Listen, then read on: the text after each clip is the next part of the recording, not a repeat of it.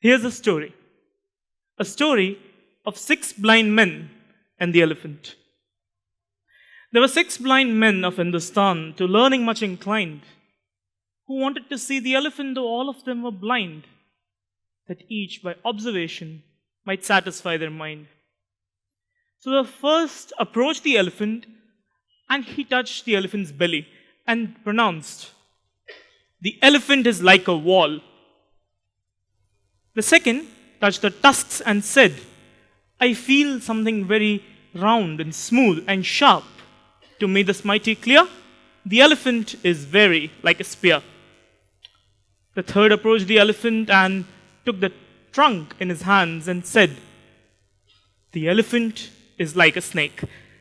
The fourth approached the elephant, took by the leg, and said, "The elephant is just like a bark of the tree."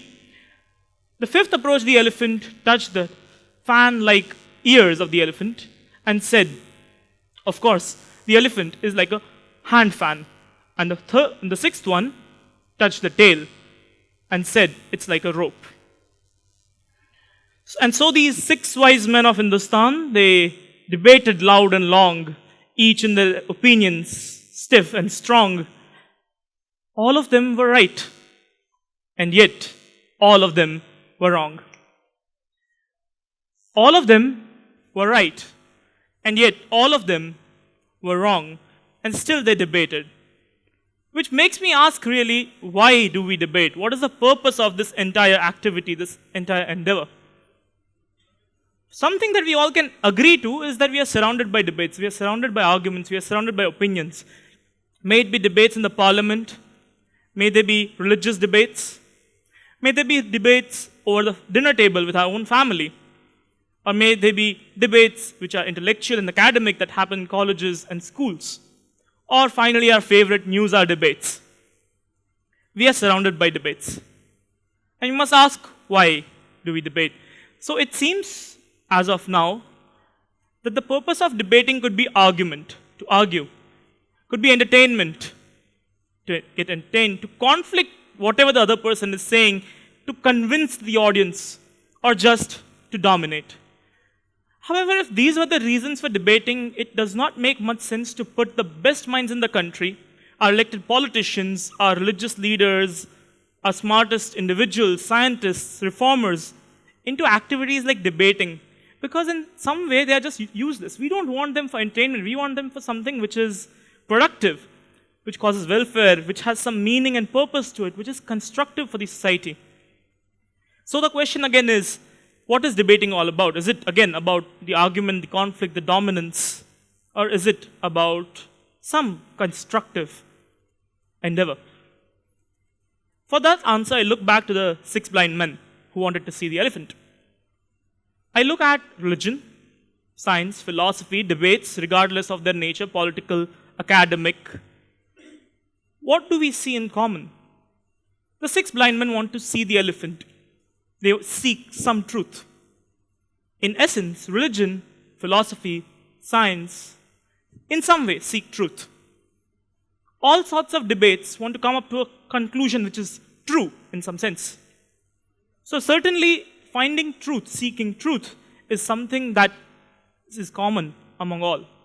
However, something more fundamental is common. All of them are blind.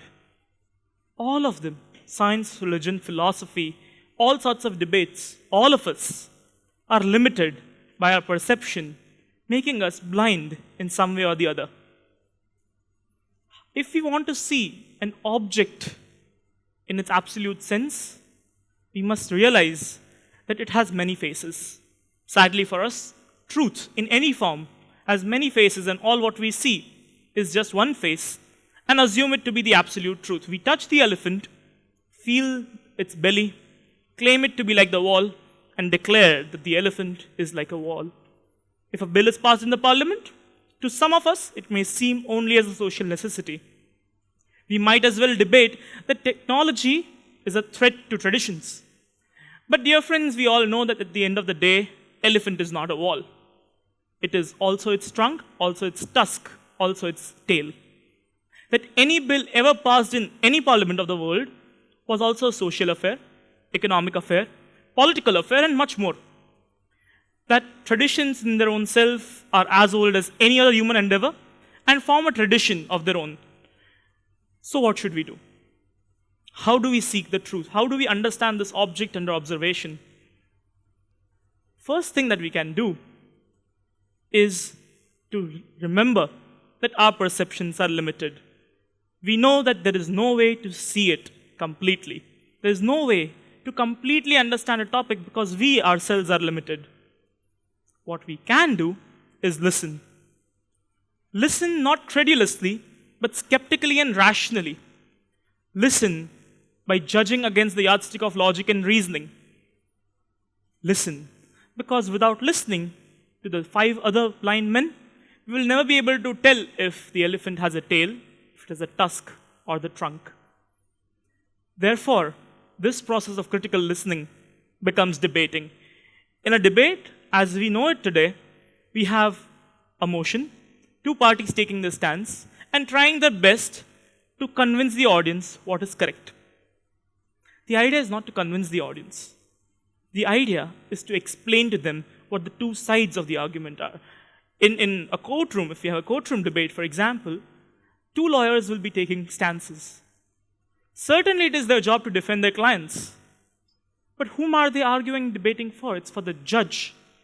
So that the judge can look into their arguments and try to figure out what the reality is.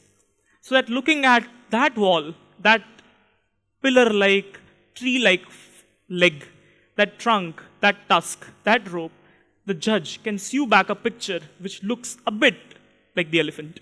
The idea is to know that you cannot reach the truth and yet make an attempt to do it.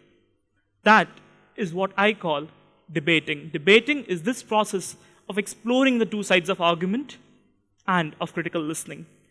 However, there is one problem. Today, debating is no more followed in this fashion.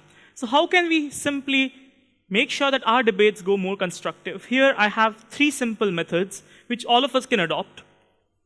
And they are, the first one is to cut the crap. Now, by crap I mean things which go against the essence of debating. Things such as what we see in today's debate is the importance given to language, importance given to proper grammar, importance given to exquisite vocabulary. We have now created debating as a platform for public speaking, where only someone who is very confident and very comfortable with language and expression can come up and speak. But if you look at the essence of debating, exploring the truth, trying to find out how the elephant looks like, there is no mention of language. This goes against the essence of it. And that is what has made our debatings less fruitful. Another level of crap, as I would like to call it, can be our personal bias. Argument by authority, saying that this certain Nobel Prize laureate believes in God, therefore God must exist. Or this certain Nobel Prize laureate does not believe in God, therefore God does not exist. You see, that's not a rational argument. That's not judging by the yardstick. That's not skeptical enough. And the third level of crap is intentional misrepresentation. Intentional misunderstanding, creating such misunderstandings in order to just divert the flow of the debate so that people can see not the truth, but your truth. These are the things which if we leave out from our debates, if we cut this crap, we can make them more constructive. So, step number 1, cut the crap. Step number 2 is to identify what sort of a debate is it. So Aristotle in his book, The Rhetoric, says that any sort of a debate topic can be classified into one of these 3. The first one is blame, the second one is choice, second one is values, and the third one is choice. The first section, blame, deals with actions which have already happened, consequence which is out there, and we would like to identify what is responsible for this action, what has caused it. Such debates happen in our courtrooms where we want to identify who is the criminal, who is to be accused, who is guilty of the crime. The second one is values, where you debate and argue human rights, responsibilities, ethics, morals, what ought to be. And the final one, choice, you try to make decisions for the future. you discuss actions and their consequences. Now, of course, with these three types of topics, three natural tenses follow. For blame, we have the past tense. For values, we have the present tense. And for choice, we have the future tense. So, for example, if discussion is Mr. XYZ helped his wife commit euthanasia. We see that most of the arguments in this process will be in past tense. Almost all sentences spoken in favor or against would be in the past tense. If the motion was something like euthanasia is a human right, we would be having sentences being spoken in the present tense. And if it was something like euthanasia should be made legal in India, it would again be in future tense. So, of course, the topic decides the tense. However, the converse is also true. And it is very surprising. If one person notices their own style of speaking and the tense in which they speak, they will be able to see the correlation between the topic and the tense. So, if one has a natural habit to speak in the past tense, most conversations will end up being a blame game, wherein you want to throw the blame at someone else. Now, blame games do not help in any constructive output. I'm not saying the quotes are useless, but they do not create something of value to the society in the sense that we do not get an end result. What we would want is to have debates that talk about choices that we make and their consequences. So, in order to have a fruitful debate, to move on from a blame game to understanding the problem at hand and how to solve it, what we need to do is simply change the tense in which we speak. And the third thing is to never forget that the elephant is not the wall. Is that truth has many faces, and what we see is just a shadow on the wall. In order to understand the elephant in its wholesome perspective, what we need to do is debating, but also to remember that there are many other faces to it, that we are blind at the end of the day. I would like to end with a quote by Devdutt Patnaik. Within infinite myths lies the eternal truth, but who sees it all? Varuna has but 1,000 eyes, Indra 100, you and I only 2. Thank you.